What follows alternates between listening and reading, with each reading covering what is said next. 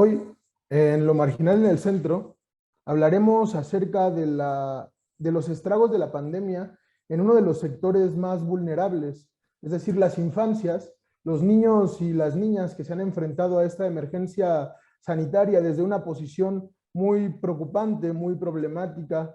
Intentaremos abarcar algunos puntos particulares sobre el impacto de la pandemia, como puede ser la educación, la salud, lo social o incluso lo psicológico, para hablar sobre las repercusiones del COVID-19 en las vidas de las niñas y de los niños. Están hoy con nosotros en Lo Marginal en el Centro Carolina Torres Torija, doctora en Psicología por la UNAM y especialista en situaciones adversas de la infancia, supervisora del programa Crisis, Emergencias y Atención al Suicidio. Hola Carolina, bienvenida a Lo Marginal en el Centro. Hola, muy buenas noches a ti y a toda tu audiencia. También hoy nos acompaña Roberto Rodríguez Gómez. Él es doctor en Ciencia Social por el Colegio de México y miembro del Sistema Nacional de Investigadores y de la Academia Mexicana de Ciencias. Hola, doctor Roberto, gracias por estar aquí con nosotros. Hola Aquiles, gracias por la invitación. Saludo a los panelistas. Y también nos acompaña Jasón Celis. Él es economista por la UNAM y dirigente estudiantil. Jasón, gracias por volver a Lo Marginal en el Centro. Muchas gracias, Aquiles. Buenas noches también a todo el auditorio y a los doctores que me hacen el favor de permitirme estar con ellos esta noche. Sí, creo que sin más comenzamos a hablar sobre el tema. Durante este año, la CEPAL ha publicado un análisis sobre el impacto de la crisis sanitaria y económica en América Latina y sobre las respuestas de la protección social consideradas desde la perspectiva de la niñez, y al mismo tiempo un análisis de los efectos de la pandemia sobre el desarrollo integral de los niños, considerando cada uno de los componentes que lo integran. Podría ser buena salud, nutrición adecuada, atención receptiva, protección y seguridad y oportunidades para el aprendizaje temprano. Los resultados al fin de este informe son preocupantes, puesto que se agravó una situación ya de por sí grave, sobre todo en el caso de las infancias con menor acceso a posibilidades de desarrollo. Si pudiéramos extraer una conclusión probablemente apresurada, el informe revela que la faja etaria que más sufrió los efectos colaterales de la pandemia fueron los niños y las niñas, y precisamente, de forma concreta, las niñas y los niños con menor acceso a recursos, en entornos de violencia, en entornos de vulnerabilidad y en entornos de desigualdad. Las niñas y los niños en suma en condiciones de pobreza. No sé si compartan el panel de esta valoración, pero en cualquier caso, Carolina, quisiera comenzar contigo. ¿Podrías describir el panorama de la niñez mexicana brevemente en términos de pobreza, de rezago educativo y de orfandad por la pandemia? ¿Cuál es el problema más grave al que se exponen las infancias en nuestro país? Gracias, Aquiles. Por supuesto que sí, con mucho gusto. Desde la disciplina de la psicología y adscrita al área de desarrollo, educación y docencia, ha sido una preocupación muy importante. Y después de haber hecho investigación, la cantidad de niños que estuvieron expuestos a eventos vitales altamente estresantes. Entonces ya teníamos datos preocupantes en términos de cuántos niños, niñas y adolescentes estaban en una situación de pobreza extrema, ¿no? Los datos con base al INEGI nos dicen aproximadamente 5.2 millones de niños y adolescentes se encuentran en una condición de precariedad, en donde, como tú dices, a esto, la pobreza y la desigualdad, que es un binomio, la pobreza, enfermedad, y nosotros que atendemos principalmente el impacto de salud mental, ya sabíamos que tendríamos que estar preparados para el gran impacto que iba a tener, ¿no? Y también, como dices, lo que más nos preocupó es comprobar el gran número de niños y niñas que se expusieron a perder a uno o a dos de sus padres, en donde no solamente esta orfandad ocasionada por la pandemia impacta la cuestión económica, ¿no? Sino principalmente el duelo, la pérdida y cosas de las que podemos hablar un poco más adelante, en donde probablemente estos son datos que marcan a esta generación y que tenemos que atender como universitarios. Siguiendo con esta primera parte, Roberto, quería preguntarte, ¿cuál es el balance general que haces del impacto de la pandemia en la niñez mexicana? Pues es muy preocupante por dos razones. La primera es por su dimensión y su alcance. Carolina lo dice muy bien. Es la población probablemente más afectada por esto, por los efectos colaterales que conlleva, tanto en la dimensión económica, se incrementó el número de pobres, y hay que decir que los niños que viven en condición de pobreza o de pobreza extrema es mayor que el número de adultos que comparten esta situación. Y que la pobreza pues es un círculo vicioso porque los coloca a niños y niñas y adolescentes en una condición de vulnerabilidad en todos sus aspectos, en el aspecto de salud, en el aspecto de nutrición, en el aspecto educativo, desde luego, y están sujetos a las condiciones de mayor vulnerabilidad en todos estos campos. Esto en primer lugar. Y en segundo lugar, porque no se ha reconocido en su gravedad, intensidad y en sus posibilidades de solución oportuna y eficaz. Las dos cosas son, desde mi punto de vista, altamente preocupantes. Sí, te hago la misma pregunta, Jasón. ¿Qué balance haces de la situación de la pandemia en los niños en nuestro país? Sí, Aquiles, creo que los datos estadísticos que dio la doctora Carolina, que dio el doctor también, el análisis que hacen, es difícil no compartirlo y además añadir datos más allá de los ya mencionados que puedan aportar algo fundamentalmente nuevo. Sin embargo, partiendo de la experiencia que afortunadamente por participar en movimiento estudiantil, nos da la presencia y la cercanía en algunas escuelas, la posibilidad de hablar con los muchachos, sobre todo con muchachos que están en los primeros años de secundaria, es decir, que pasaron los 2 años de la pandemia, o los 3 años de la pandemia en la última parte de su primaria. ¿Qué es lo que notamos? Notamos a jóvenes que están muy desencantados de la situación por la que atraviesan sus familias, están muy afectados porque muchos de ellos han perdido familiares cercanos, incluso a sus padres, una situación mucho más generalizada en términos sociales de lo que se podía esperar sin pandemia, y también algo curioso, que a lo mejor es una opinión sesgada, pero que la hemos notado, la hemos discutido con nuestros compañeros, con los maestros que también se acercan a este movimiento social, que es precisamente que son jóvenes que están madurando más rápido. O sea, que ante su situación vital se dan cuenta de lo indispensable que es para ellos tener que trabajar para aportar para su casa, para intentar solucionar de alguna forma la precaria situación que están viviendo en sus hogares. Sí, desde luego creo que la situación para los niños, por ejemplo, para las infancias, retomando la primera participación de la doctora Carolina, pues sí se han visto afectados en varias situaciones problemáticas. Por ejemplo, hablando de la cuestión de la vacunación, hablando de la cuestión de la pérdida de la vacunación rutinaria, hablando, por ejemplo, de la pérdida de los cuidadores o de los padres, de los progenitores. Doctora Carolina, quisiera preguntar un poco su experiencia sobre el impacto psicológico que ha dejado la pandemia en las infancias de nuestro país. Sí, Aquiles, pues el dato duro sobre los niños afectados por orfandad o por haber perdido, decía yo, uno o ambos padres, es de 1.134.000 niños. Nosotros tuvimos la oportunidad en agosto del 2021, justo cuando regresan a clases, una muestra de escuelas públicas con 1.104 niños y niñas que están cursando cuarto, quinto, sexto grado de primaria, y evaluamos a cuántos eventos vitales se habían expuesto. Los eventos vitales son estos, ¿no? Perder algún familiar, pero otras cosas que nos sorprendieron muchísimo. Por ejemplo, un segundo evento importantísimo fue que tu mamá tuvo que ingresar a trabajar, que alguien de tu familia tuvo que llegar a vivir a tu casa, que te tuviste que cambiar de vivienda porque rentabas, que alguien de tu familia también se enfermó de una enfermedad grave además de COVID, que se elevaron el número de discusiones entre tus padres.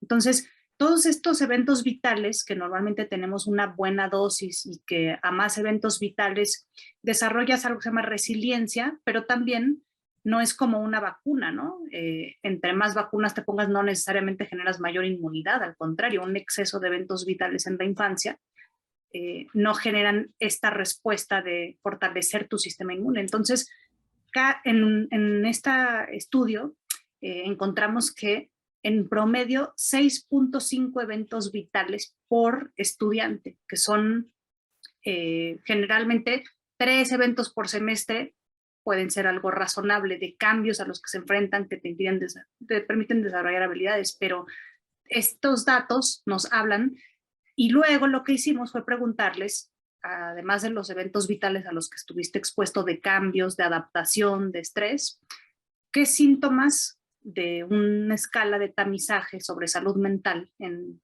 infantes y en escolares, perdón, presentabas? Y entonces encontramos que en promedio las cuestiones de salud mental tienen un componente hereditario sin duda, hay variables asociadas a la pobreza, pero lo que más nos preocupa es que el estrés es un factor no causante, pero sí desencadenante y acelera el debut de en promedio otros tantos síntomas de ansiedad, de sintomatología depresiva y de problemas para regular el estrés o en algunos casos estrés agudo o trauma. Entonces, pues, ¿qué nos pone sobre la mesa? Que es ingenuo pensar que un niño o una niña va a aprender, va a memorizar, va a motivarse, se va a organizar de la manera más adecuada en el contexto del regreso cuando trae esta carga de eventos vitales que lo obligaron a adaptarse y que tal vez su familia, porque viene después el impacto de la inflación, en donde hay más cambios, apenas está recuperando, en el mejor de los casos, de todo lo que pasó paralelo al COVID, ¿no? Que fue la segunda gran pandemia del problema de salud mental.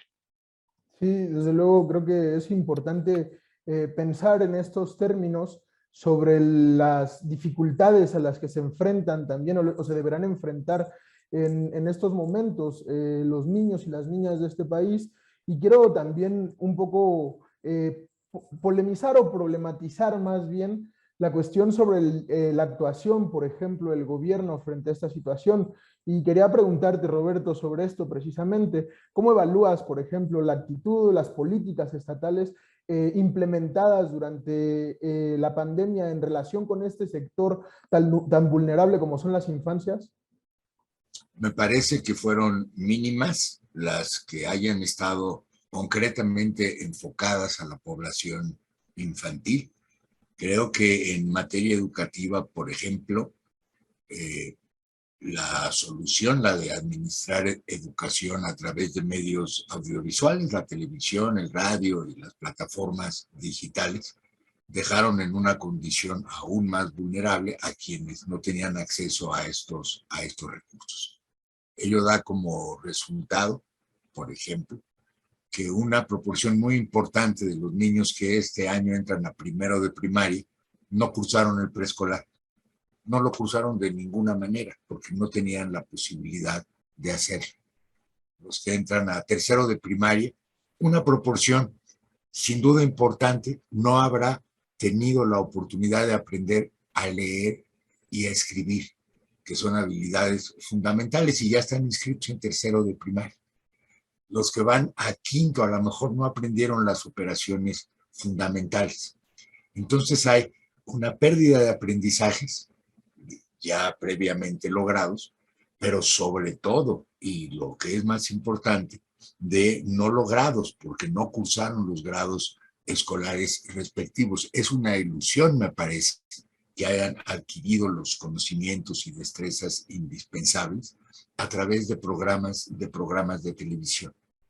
Digo, quizás no había otra mejor alternativa, eso se reconoce, pero que la política actual para la educación básica sea cambiar el plan de estudios en lugar de dimensionar la magnitud de la problemática y de buscar remediarlas, me parece que es una política de avestruz, es decir, de ignorar un problema que evidentemente está ahí. No sabemos ni siquiera cuáles sean las cifras del rezago escolar o de los estudiantes perdidos. Se necesitaría un censo y no hay ni siquiera la disponibilidad de llevarlo a cabo. Nos conformamos con la estadística oficial, pero esta es engañosa en el sentido de cómo se recuperan y se sistematizan los datos cuando a todos los profesores les mantuvieron la nómina y eso estuvo muy bien, quizás no nos damos cuenta de cuántos alumnos se perdieron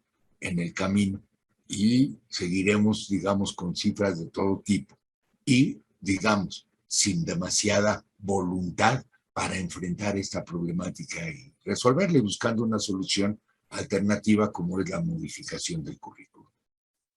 Sí, hoy leía, por ejemplo, en el Reforma, que sacaban en el periódico, algunos datos preocupantes, quizá algunos de manera espectacular, como para causar en cierto sentido expectativa, pero se mencionaba, por ejemplo, que algunos niños, el 70% ahora, después de la pandemia, niños que de tercero de primaria, de cuarto de primaria, no podían comprender, por ejemplo, un texto básico como alguna consecuencia colateral de la cuestión de la pandemia. También se mencionaba, por ejemplo, que había infancias o niños y niñas en entornos sumamente vulnerables, donde, por ejemplo, se había olvidado la capacidad de leer y escribir por parte de algunos niños, lo cual me parece que es, que es terrible en cierto sentido. Y te quería preguntar lo mismo, Jasón, ¿cómo evalúas tú las políticas del gobierno y por qué se han implementado posteriormente, digamos, en este momento que parece que la pandemia está terminando?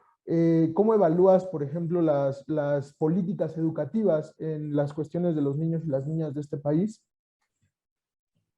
Sí, bueno, antes de abordar la pregunta, quisiera decir que me parece sumamente interesante lo que han dicho mis compañeros panelistas. Son datos que denotan, desde mi punto de vista, una comprensión más, pues, profunda, cabal, de lo que está ocurriendo en nuestro país.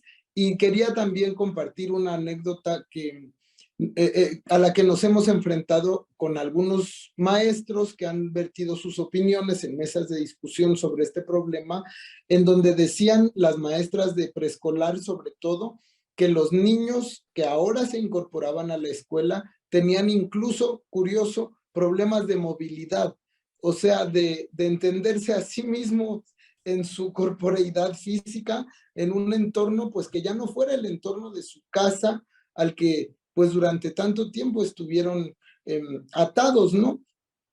Yo quisiera, como decía el doctor, decir que en efecto no hay, es que la pregunta que nos haces es un poco difícil de contestar, porque ¿cuáles son las políticas del gobierno? ¿Cuáles son las políticas del gobierno que en realidad tengan alguna incidencia efectiva o una planeación global de qué hacer ante el problema de la infancia que ha padecido la pandemia? Yo la verdad es que no lo veo.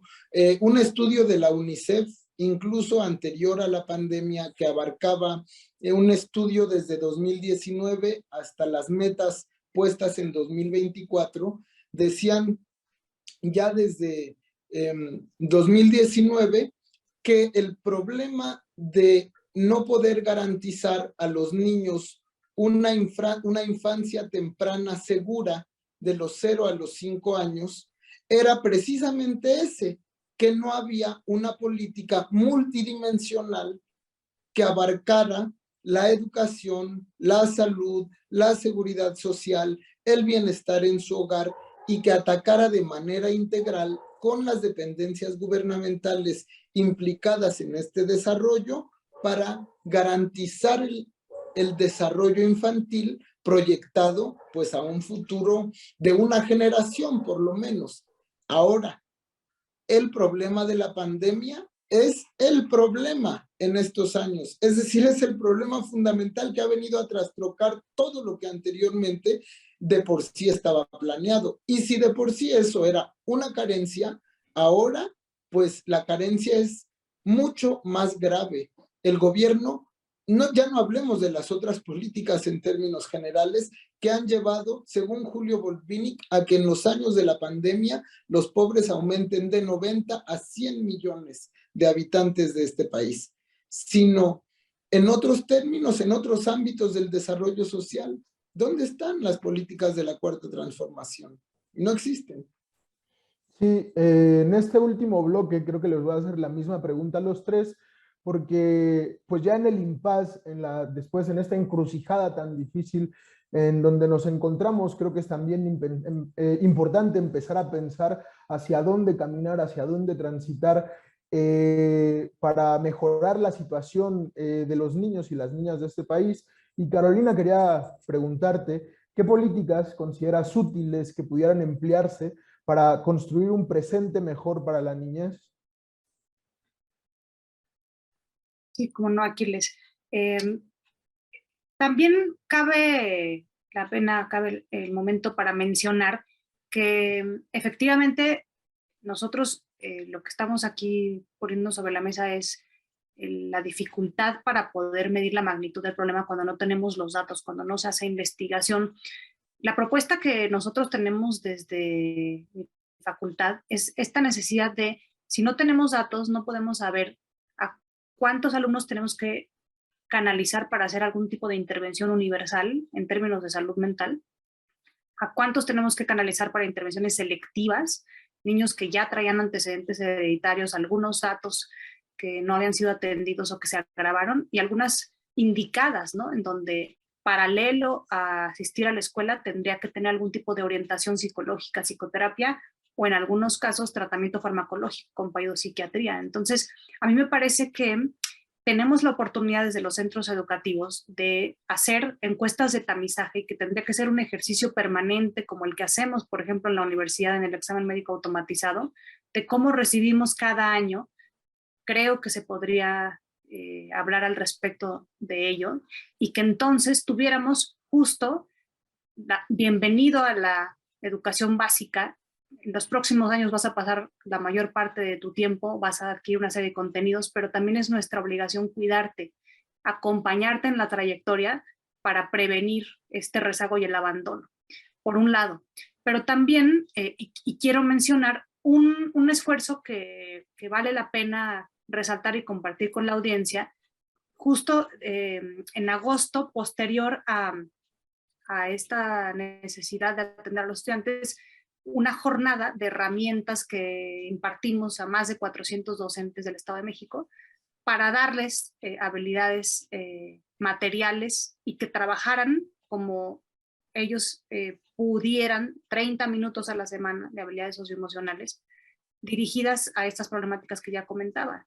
Entonces, ¿de qué manera nuevamente poner sobre la mesa que es importante hablar de salud mental, que no solamente por pandemia, sino la exposición a la violencia en principal, ¿no? Causa en la población mexicana, pero también a que muchos otros niños van a tener otro tipo de eventos naturales, desastres, trauma derivado de muchísimas cosas que ocurren, y que tenemos que fortalecer a que cada escuela tendría que garantizarse que tuviera una plaza de un psicólogo o una psicóloga educativa, fortalecer desde las supervisiones escolares la capacitación constante y el involucramiento parental en estas escuelas para padres para que todos los actores educativos estuvieran involucrados. Creo que desde ahí. Sí, retomando las participaciones anteriores, quisiera hacer un breve paréntesis, sobre todo porque en lo marginal en el centro hemos hecho algunos programas que no tienen que ver exclusivamente con la cuestión de la pandemia, pero que todos tienen que ver un poco con la política y con el Estado mexicano, y creo que hay un análisis o hay un patrón que se repite recurrentemente en el acercamiento de del Estado más bien para la resolución de las problemáticas. Y me recuerda, por ejemplo, a Pablo González Casanova en La Democracia en México, que mencionaba algo que se me quedó grabado y decía que muchas veces en México el Estado confunde la idea de querer a México con una idea de no conocer sus principales problemas, de no conocer, de no diagnosticar, de no hacer diagnósticos certeros y de no hacer investigación suficiente para superar esos problemas. Parece que quien diga que las cosas van mal está traicionando al Estado mexicano, a la patria mexicana, y me parece que esto en la Cuarta Transformación también se repite, se reedita en cierto sentido. Por eso también quería preguntarte, doctor Roberto, ¿cómo evaluaría cuáles serían las políticas necesarias en este momento que pudieran mejorar la vida de los niños mexicanos después de toda esta tragedia de la pandemia? ¿Cómo no? Yo creo que el objetivo sería romper esta tendencia de dar lo más pobre y lo más feo a los más pobres, en todos los campos, ¿no? Y desde luego a la niñez. Pero se pueden tomar medidas concretas que son urgentes. Una es el esquema completo de vacunación para todos los niños. Regresar quizás a la fórmula de campañas nacionales de vacunación. Ahora todos están en la escuela, se podrían llevar ahí las vacunas como se hacía en años previos, de manera de garantizar que todos tienen todas las vacunas. Eso es elemental y es muy importante. Segundo, nutrición sana y adecuada para todos los niños, ¿no? No basta ni es lo más adecuado el mandar recursos monetarios a las familias para asegurar una nutrición adecuada, que es una de las condiciones para lograr aprendizajes, por ejemplo. Romper esta tendencia también de que las infraestructuras de más mala calidad, incluso el personal docente menos preparado, es el que está justamente en los territorios en que se requiere la mayor calidad educativa y la mejor atención para la niñez, porque tienen problemas de aprendizaje, ¿no? No por una cuestión de discriminación, sino han tenido las condiciones más adversas como para poder remontar esta condición de alta vulnerabilidad. Y desde luego, activación física e incluso entretenimiento de calidad, al que tampoco tienen acceso las niñeces que viven justamente en esta condición de pobreza y vulnerabilidad. Si no hay políticas focalizadas hacia objetivos de este tipo, es muy difícil. Digamos que la narrativa de la equidad, de la no discriminación, de la inclusión de las poblaciones indígenas y afromexicanas, etcétera, etcétera, pueda realmente llevarnos a una condición de mayor desarrollo social en estas circunstancias y sobre todo para la niñez o para las niñeces. Creo que ha tocado un punto que de manera, no se había tocado de manera particular, pero también creo que otro de los estragos de la pandemia ha sido quitarle, por ejemplo, a los niños la capacidad de jugar, de desarrollarse jugando entre pares, que es algo fundamental también para el desarrollo integral de la personalidad también de las infancias.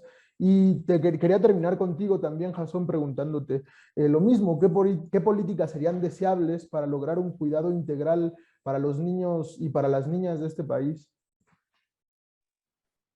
Pues creo que es una deficiencia de formación, de oficio, que cada uno lleva el aspecto principal al terreno en el que pues considera que es más importante. Y yo estoy muy de acuerdo con lo que han dicho los doctores.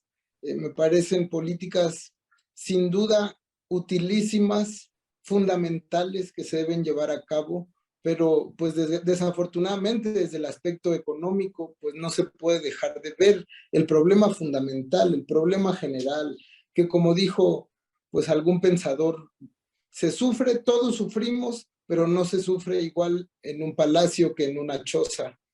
Y el verdadero problema es el problema de la distribución tan injusta de la riqueza en este país. Y está muy a la orden del día la discusión del proyecto de egresos de la Federación. ¿Qué es lo que está pensando el gobierno con respecto a la solución de las condiciones tan precarias de vida y de desarrollo de los niños, de la infancia? Un dato alarmante que publica la UNAM en días pasados: durante la pandemia aumentó el abuso sexual infantil en 157%. Es verdaderamente monstruosa la cifra, y el abuso sexual no es solamente por enfermedad mental, tiene en última instancia un aspecto económico. ¿Cómo se puede atacar de manera global el aspecto de la falta de desarrollo de los niños y de toda, en general, de toda la clase más desprotegida de este país? Distribuyendo mejor la riqueza a través de políticas públicas que vayan claramente, como decía el doctor Roberto, enfocados a programas prioritarios que debieran de venir de un estudio cabal, de un estudio completo, pues de quien tenga acceso a esa información. Por ejemplo, de la Secretaría de Educación Pública, que bueno, ya vemos la calidad de dirigente que tiene, del DIF, de Bienestar, de Desarrollo Social. De ahí deberían de venir los diagnósticos y las propuestas en una mesa conjunta colectiva para decirle al gobierno, para decirle a los poderes de este país, destinen más recursos de forma inteligente y estratégica para la gente que más lo necesita. Sí, me parece que así terminamos nuestro programa, pero no quería terminar sin recordar que en la Convención sobre los Derechos de los Niños y las Niñas, celebrada en 1989, se establecieron algunas pautas fundamentales para los derechos de las niñas y los niños, como el derecho fundamental a ser protegidos contra todo tipo de discriminación, el derecho a tener una preparación, una protección y un cuidado adecuados, el derecho de todos los niños y todas las niñas a tener protección contra todo tipo de violencia, el derecho de todas las niñas y todos los niños a tener acceso al más alto posible nivel de salud, de seguridad social y entre otros. Aunque esos derechos suenan ideales, me parece que en realidad durante este momento y después de haber visto lo visto, la situación de la niñez se agravó durante la pandemia y eso no es una cosa sin importancia. Muchas gracias, Carolina. Muchas gracias, Roberto. Muchas gracias, Jasón. Agradezco mucho su participación. Muchas gracias también a quienes nos visualizan. Esto ha sido todo. Nos vemos en próximas emisiones de Lo Marginal en el Centro.